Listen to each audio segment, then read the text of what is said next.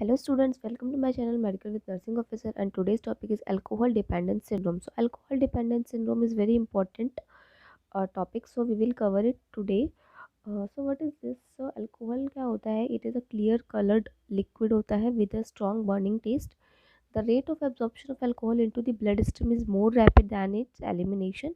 ठीक है, ब्लड में बहुत जल्दी से एब्जॉर्ब हो जाता है and absorption of alcohol into the blood is slower. जब फूड प्रेजेंट होता है स्टमक में तो उस टाइम पे जो इसका एब्जॉर्प्शन है वो स्लो हो जाता है और small amount is excreted through urine and small amount is exhaled. तो ये एक्सक्रीट कैसे आउट होता है, एक्सक्रीट आउट कैसे होता है बॉडी से, कुछ यूरिन के थ्रू और कुछ हमारा एक्सहेलेशन के थ्रू और जो ये होता है.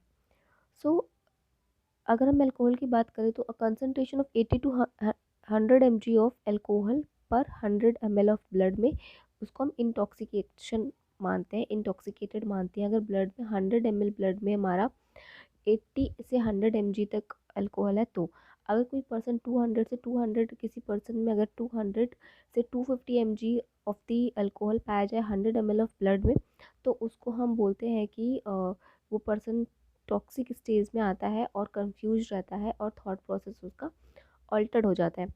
If blood level is 300 mg पर 100 ml, मतलब अल्कोहल लेवल, अगर अल्कोहल लेवल जो है ब्लड में 300 mg हो जाता है पर 100 ml ब्लड में, तो जो पर्सन है वो अपना कॉन्शियस लेवल जो है खो देता है, कॉन्शियस में नहीं रहता. सो और अगर कंसनट्रेशन की बात करें 500 mg पर 100 ml ब्लड में अगर पाया जाए तो इस कंडीशन को हम फैटल कंडीशन मानते हैं. और ये जो सिम्टम्स है वो हर एक पेशेंट में अलग अलग होते हैं according to the tolerance of the alcohol. So these are the alcohol का जो हमारा एक कह सकते हैं कि जो हमने बनाया हुआ है कि कितना कंसनट्रेशन ब्लड में फाइंड आउट होता है, तो उसको हम टॉक्सिक इंटॉक्सिकेटेड और लॉस ऑफ कॉन्शियस पेशेंट किस हालत में होता है, फैटल कौन सी कंडीशन होती है, वो मैंने आपको बताया अभी. चलते हैं आगे. सो साइकेट्रिक डिसऑर्डर्स हो सकती है अल्कोहल की वजह से. क्या क्या साइकेट्रिक डिसऑर्डर्स हो सकते हैं? फर्स्ट इज जो अल्कोहल की वजह से होता है जो वो है acute intoxication. Acute intoxication. Second होता है withdrawal syndrome. Third is alcohol induced amnestic disorder and fourth is alcohol induced psychiatric disorder. तो सबसे पहले फर्स्ट देखते हैं. फर्स्ट जो है आपका अल्कोहल के लिए होता है वो है एक्यूट इंटॉक्सिकेशन. सो एक्यूट इंटॉक्सिकेशन क्या होता है कि ये डेवलप होता है during a shortly after alcohol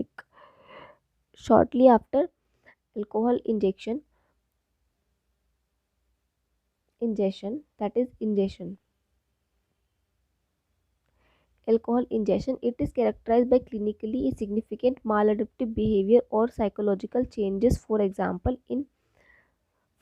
inappropriate sexual और aggressive behavior हो जाता है, मूड लाइबिलिटी होती है, impaired judgment होता है पेशेंट का, स्लर्ड स्पीच हो जाती है, मीन्स जब भी वो बोलता है ना वो बहुत लड़खड़ा के बोलता है, इनकोऑर्डिनेशन होता है, अनस्टेडी गेट होता है, मीन्स सही से चल नहीं पाना, इम्पेयर्ड अटेंशन हो जाती है, मेमोरी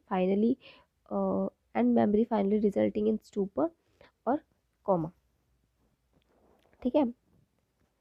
सो पेशेंट का क्या होता है कि इस कंडीशन में जब एक्यूट इंटॉक्सिकेशन वाली कंडीशन होती है, जो फर्स्ट हमारा साइकेट्रिक डिसऑर्डर है जो अल्कोहल की वजह से होता है, इसमें जो पेशेंट होता है अल्कोहल लेने के थोड़े टाइम के बाद सिम्टम्स को शो करना स्टार्ट करता है. वो क्या क्या सिम्टम्स को शो करता है? वो जो उसका सेक्सुअल बिहेवियर वो इनअप्रोप्रिएट हो जाता है, इसके साथ ही बहुत अग्रेसिव बिहेवियर को शो करता है, मूड उसका लबाइल, मतलब एक जैसा मूड नहीं रहता, कभी वो गुस्सा शो करता है तो कभी एक जैसा मूड नहीं रहना, दैट इज़ मूड लबाइलिटी. इम्पेयर्ड हो जाती है सोशल जजमेंट, है ना, और जो इसकी स्पीच होती है वो स्लर्ड हो जाती है, मतलब लड़खड़ा के बोलना, कोऑर्डिनेशन नहीं रहना और अनस्टडी गेट हो जाता है और आपका इम्पेयर्ड अटेंशन होता है, मेमोरी इम्पेयरमेंट हो जाती है और फाइनली स्टूपर और कॉमा वाली स्टेज आती है. Next is your withdrawal syndrome. So withdrawal syndrome क्या होता है? In a person who have been drinking heavily over a prolong period, जो बहुत लंबे टाइम से ड्रिंक कर रहा है. So any period any rapid decrease in the amount of alcohol. So जो इंसान बहुत लंबे टाइम से अल्कोहल का यूज़ कर रहा है और अचानक से अल्कोहल को लेना बंद कर दे, है ना, रैपिडली उसके जो अमाउंट ले रहा था उसको कम कर दिया जाए, तो बॉडी क्या करती है? सिम्टम्स को शो करना स्टार्ट करती है, that is called withdrawal symptoms, जिसमें कि हमारा सिंपल विड्रॉल सिंड्रोम और डिलीरियम ट्रेमर्स आते हैं. ठीक है. सिंपल विड्रॉल सिंड्रोम में तो पेशेंट क्या शो करता है, उसको वॉमिटिंग होती है, पेशेंट शो वॉमिटिंग होती है, उसको वीकनेस होती है, वीकनेस के साथ साथ उसको होता है इंसोमेनिया। इंसोमेनिया का मतलब नींद नहीं आना। इसके साथ ही पेशेंट बहुत ज़्यादा एंशियस होता है, तो वो एनजाइटी को शो करता है। So this is all about simple withdrawal syndrome. Next वो डिलीरियम ट्रेमर होता है, और सिम्टम जो है डिलीरियम ट्रेमर। डिलीरियम ट्रेमर क्या होता है कि it occur usually with in 2 to 4 days, ठीक है, 2 से 4 दिन के अंदर दिखता है ये। अगर कोई कंप्लीट जो अल्कोहल ले रहा है इसको छोड़ दे तो from heavy alcohol drinking, and the course is short with recovery occurring 3 to 7 days में रिकवरी हो जाती है। इट इज़ कैरेक्टराइज बस पेशेंट को क्या होता है, हेलुसिनेशंस होते हैं। हेलुसिनेशन मतलब कि परसेप्शन, फॉल्स परसेप्शन होता है, false perception in the absence of stimuli. Stimuli present नहीं होता फिर भी उसको परसीव करना, दैट इज़ हेलुसिनेशन। जो अटेंशन होता है बहुत ही पुअर होता है, सो पुअर अटेंशन स्पैन होता है, एक तरफ अटेंशन नहीं रह पाता, डिस्ट्रैक्ट जल्दी हो जाता है, वो ऑटोनॉमिक डिस्टर्बेंसेस होती हैं, डिहाइड्रेशन हो जाता है, लीवर फंक्शनिंग इम्पेयर्ड हो जाती है, डेथ भी हो सकती है ड्यू टू कार्डियोवास्कुलर कोलैप्स होने की वजह से, एंड इन्फेक्शन होने के चांसेस रहते हैं।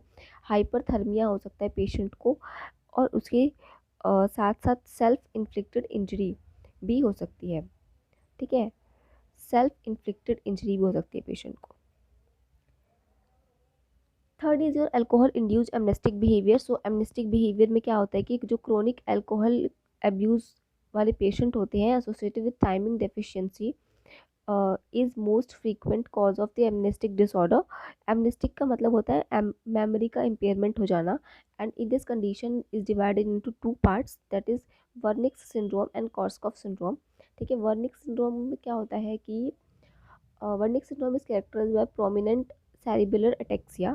ठीक है, सेरिबुलर अटेक्सिया हो जाता है, पालसी, ठीक है, मीन्स एक तरह का पैरालिसिस होता है, 6 cranial nerve का पालसी होना, then peripheral, then neuropathy, peripheral neuropathy and mental confusion. So this is all about the Wernicke syndrome, जो कि आपका अल्कोहल इंड्यूस्ड एमनेस्टिक डिसऑर्डर के अंदर होता है। मेनली विटामिन बी की डेफिशिएंसी हो जाती है, ठीक है। अल्कोहल इंड्यूस्ड एमनेस्टिक डिसऑर्डर में क्या होता है, विटामिन जो बी होता है आपका, विटामिन बी की डेफिशिएंसी की वजह से ये कंडीशन होती है।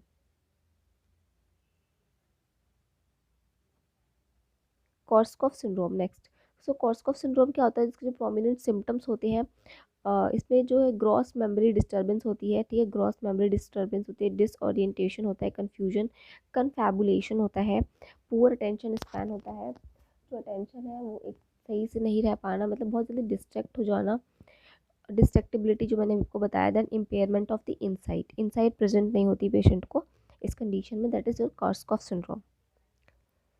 Next is alcohol induce psychiatric disorder. So alcohol induce psychiatric disorders में क्या आएगा कि जो भी अल्कोहल इंड्यूस डिमेंशिया होता है पेशेंट को, पहले तो अल्कोहल इंड्यूस डिमेंशिया, सो एक ये लॉन्ग टर्म कॉम्प्लिकेशन होती है, अगर कोई अल्कोहल का यूज़ बहुत टाइम से कर रहा है तो ये लॉन्ग टर्म कॉम्प्लिकेशन में जा करके होता है, जिसमें कि जो पेशेंट की कॉग्निटिव फंक्शनिंग है वो डिक्रीज़ हो जाती है, कॉग्निटिव फंक्शनिंग जो है वो डिक्रीज़ हो जाती है पेशेंट की, इसकी वजह से अल्कोहल इंड्यूस डिमेंशिया हो जाता है। इसके साथ साथ मेमोरी फंक्शनिंग भी डिक्रीज़ हो जाती है। और नेक्स्ट है आपका alcohol induce mood disorder. So alcohol induce mood disorder, mood के कौन कौन से डिसऑर्डर्स हो सकते हैं, सो इसमें होता है कि एक्सेस ड्रिंकिंग की वजह से परसिस्टेंट डिप्रेशन या फिर एनजाइटी हो सकता है पेशेंट को, पेशेंट को परसिस्टेंटली डिप्रेशन हो सकता है, या फिर पेशेंट बहुत ज़्यादा एंशियस हो सकता है तो उसको एनजाइटी हो सकती है। Next is suicidal behaviour. So suicidal behaviour कैसे शो करता है कि सुसाइड का जो रिस्क फैक्टर है इसका, कि ड्रिंकिंग एकदम से छोड़ देना तो बहुत ज़्यादा उसको डिप्रेशन हो जाता है पेशेंट को, अनएम्प्लॉयमेंट होना, या फिर सोशल सपोर्ट नहीं मिलना, तो इन सब चीज़ों की वजह से, या फिर कोई सीरियस मेडिकल इलनेस हो जाए पेशेंट को, तो उसकी वजह से क्या होता है, पेशेंट सुसाइडल बिहेवियर को शो करना स्टार्ट करता है, सुसाइडल टेंडेंसी उसके अंदर इंक्रीज हो जाती है।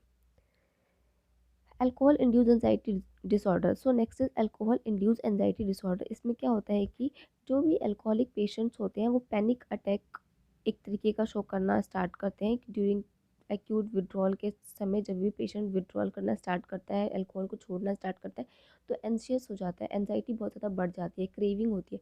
तो उस कंडीशन में क्या होता है कि पेशेंट कई बार पैनिक अटैक भी पेशेंट्स को आते हैं। ठीक है। Impaired psychosexual functioning. So next is impaired psychosexual functioning. इसमें क्या होता है कि इरेक्टाइल डिसफंक्शन हो जाना and delayed ejaculation are common problem in chronic alcoholics में। So next is pathological jealousy. So pathological jealousy में क्या होता है कि जो भी ऐसे ड्रिंकर्स होते हैं जो बहुत ज़्यादा यानी कि एक्सेसिव ड्रिंकिंग करते हैं, उसमें क्या होता है कि वो एक्सेस ड्रिंक करते हैं और ओवर वैल्यूड आइडियाज़ पाल लेते हैं। ठीक है, वो कुछ आइडियाज़ या फिर डिल्यूजन्स होते हैं, उनको डिल्यूजन्स होते हैं, जैसे कि उनको दूसरों पे ऐसा जेलसी होना स्टार्ट हो जाती है एंड वो दूसरों पर शक करना स्टार्ट कर देते हैं जो कि हार्मफुल है। So this is your alcoholic pathological jealousy. Next is alcoholic seizures. So patient को अल्कोहलिक सीजर्स भी होते हैं, टॉनिक क्लोनिक सीजर्स आते हैं पेशेंट को, अल्कोहलिक हेलुसिनेशंस होते हैं। हेलुसिनेशन जैसे कि मैंने आपको बताया कि फॉल्स परसेप्शन होता है due to in the absence of the stimuli, मतलब स्टिमुलाई प्रेजेंट नहीं होता फिर भी वो उसको परसीव करते हैं। So this is hallucination. Like किसी की वॉइस आवाज़ सुनाई देना। टेक्टाइल हेलुसिनेशंस होते हैं, मतलब कैसा लगता है कोई हमें टच कर रहा है, इस तरीके से पेशेंट को हेलुसिनेशंस होते हैं। So this is alcohol induce psychiatric disorder. Next is complications of alcohol. Alcohol से क्या क्या कॉम्प्लिकेशंस हो सकते हैं? एडिथमिया हो सकता है, cardiomyopathy, chronic obstructive pulmonary disease, pneumonia हो सकता है, क्रोनिक डायरिया हो सकता है, oesophagitis, gastric ulcer, cirrhosis, seizures, beriberi जो कि विटामिन बी था उसकी कमी से होता है, depression and hypoglycaemia. Next is diagnosis कैसे करते हैं? तो डायग्नोस करने के लिए हम उसका ब्लड लेवल चेक करते हैं। अगर ब्लड में अल्कोहल का जो है कि 200 mg से ज़्यादा मिलता है, दैट इज इंडिकेट इंटॉक्सिकेशन को इंडिकेट करता है। यूरिन टॉक्सिकोलॉजी करता है, चेक करते हैं, इसको रिवील करता है यूज़र कोई अदर ड्रग तो यूज़ नहीं कर रहा है पेशेंट। सीरम इलेक्ट्रोलाइट एनालिसिस करते हैं। ठीक है। देन हम लीवर फंक्शनिंग टेस्ट करते हैं, जो कि हमारे लीवर के कितना डैमेज हुआ है अल्कोहल की वजह से, वो हमें पता चलता है उसकी वजह से। नेक्स्ट इज हम हीमाटोलॉजिकल वर्कअप पॉसिबली रिवीलिंग एनीमिया, मतलब ब्लड वाले जो टेस्ट होते हैं वो हम चेक करते हैं, लाइक सीबीसी वगैरह, जिसमें हमें एचबी लेवल पता चल जाता है ना, और प्लेटलेट कितना है। देन हम ईसीजी करते हैं पेशेंट का। ट्रीटमेंट में क्या करते हैं हम? पेशेंट को सिम्टोमेटिक ट्रीटमेंट देंगे पहले तो, जिसमें हम उसको रेस्पिरेटरी सपोर्ट देते हैं, फ्लूइड रिप्लेसमेंट थेरेपी देते हैं, ताकि इलेक्ट्रोलाइट इम्बैलेंस जो है उससे हम उसको बचा पाएँ, इलेक्ट्रोलाइट्स को मेंटेन कर पाएँ बॉडी में। देन हम उसको आईवी ग्लूकोज, इंट्रावीनसली ग्लूकोज देते हैं, then detoxification and then benzodiazepines and vitamin B देते हैं। इसके साथ ही हम अल्कोहल डिटरेंट थेरेपी करते हैं। अल्कोहल डिटरेंट थेरेपी में क्या होता है कि डिटरेंट क्या होते हैं? पहली बात तो सो डिटरेंट एजेंट्स वो होते हैं जो कि पेशेंट को दिए जाते हैं ताकि वो अल्कोहल को छोड़ पाए। अल्कोहल को छोड़ने के लिए जो एजेंट का यूज़ करते हैं वो हमारे डिटरेंट एजेंट्स होते हैं, अल्कोहल डिटरेंट एजेंट होते हैं। सो अल्कोहल को डिटरेंट करने के लिए, अल्कोहल डिटरेंट थेरेपी में हम एक ड्रग का यूज़ करते हैं जो कि disulfiram, most widely used of the drug. So this is disulfiram and इसको हम डायसल्फाम थेरेपी भी बोलते हैं। Disulfiram क्या है? Disulfiram is used to ensure abstinence in the treatment of alcohol dependence. Its main effect is to produce a rapid, violently unpleasant reaction in the person who ingests even a small amount of alcohol while taking disulfiram. So disulfiram एक ऐसा drug है जो कि हम alcoholic patient के लिए use करते हैं, और जब हम इस ड्रग को पेशेंट को देते हैं, और अगर वो पेशेंट इस ड्रग को ले रहा है और ड्रग को लेने के साथ साथ अगर उसने अल्कोहल का थोड़ा सा भी यूज़ कर लिया तो उसको अनप्लीजेंट वाली फीलिंग होती है, लाइक वॉमिटिंग, नोजिया, ये सब उसको होने लग जाता है, जिसकी वजह से वो अल्कोहल को लेना बंद कर देता है। साइड इफ़ेक्ट्स क्या हो सकते हैं डायसल्फाम के? फटीग, इम्पोर्टेंस, ऑप्टिक न्यूराइटिस हो सकता है, मेंटल चेंजेस हो सकते हैं, एक्यूट पॉलीन्यूरोपैथी हो सकती है, एंड हेपेटिक डैमेज हो सकता है विद अल्कोहल। ये तो थे आपके without alcohol. And with alcohol अगर हम किसी को डायसल्फाम दे रहे हैं और उसने अल्कोहल को लेना स्टार्ट कर दिया तो उसके साथ उसको हो सकता है कार्डियोवास्कुलर प्रॉब्लम्स हो सकती है, कन्वर्जन्स हो सकते हैं, रेस्पिरेटरी डिप्रेशन हो सकता है, कार्डियोवास्कुलर कोलैप्स हो सकता है, मायोकार्डियल इन्फेक्शन हो सकता है, इवन डेथ भी हो सकती है। नेक्स्ट, डायसल्फाम की डोजेस सबसे पहले हम इनिशियल स्टेज में 500 mg पर डे देते हैं, ओनली फॉर फर्स्ट 2 वीक्स के लिए। देन हम उस ड्रग को कम करते जाते हैं डोज को, जो कि हमारा 250 mg होता है। 250 mg पर डे देते हैं। फिर जो ड्रग है, the drugs should not exceed 500 mg। जो डोज है 500 mg से ज़्यादा पर डे हम उसको नहीं देते हैं। कॉन्ट्राइंडिकेशंस है इसकी कि जो भी पेशेंट जिनको पल्मोनरी एंड कार्डियोवास्कुलर डिजीज़ है उसको हम ये नहीं देते हैं। साथ ही पेशेंट जो भी हाई रिस्क में है, जो कि अल्कोहल का यूज़ कर सकते हैं, उस पेशेंट को भी हम इस ड्रग को नहीं देते। So this is all about drug का जो हमारा थेरेपी है, alcohol deterrent therapy, disulfiram and alcoholic syndrome.